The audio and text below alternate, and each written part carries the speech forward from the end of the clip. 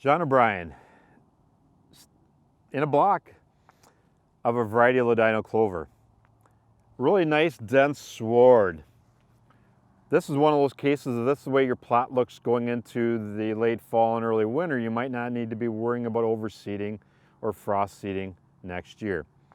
But the reason I'm standing here is I'm looking at some grass, looking at some broadleaves. Integrated weed management. So many people want their plots to look all pure clover. They don't need to be. There's always a threshold level that you should consider. Where you get above that level of weeds, then you spray. Anything below there, you just leave it. Most annual broadleaves, when you clip it, after you get the second clipping in, they usually are going away or stunted way down. Out here, these plots, we did very little spraying, getting away from using glyphosate, trying not to use clethodim or butyrate 200 unless it's absolutely necessary. We only have maybe a couple percent, 5% grass out here in this block, probably similar amounts of broadleaves.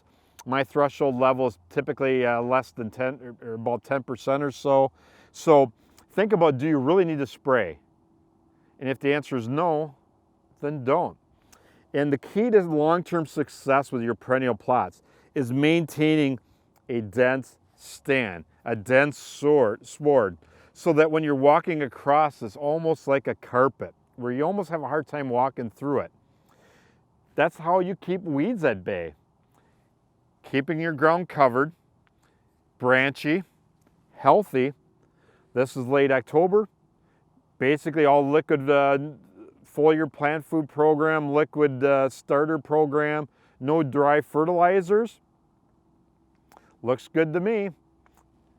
No dry fertilizer, no herbicides, healthy plants. John O'Brien, Columbus, Wisconsin, educational plot.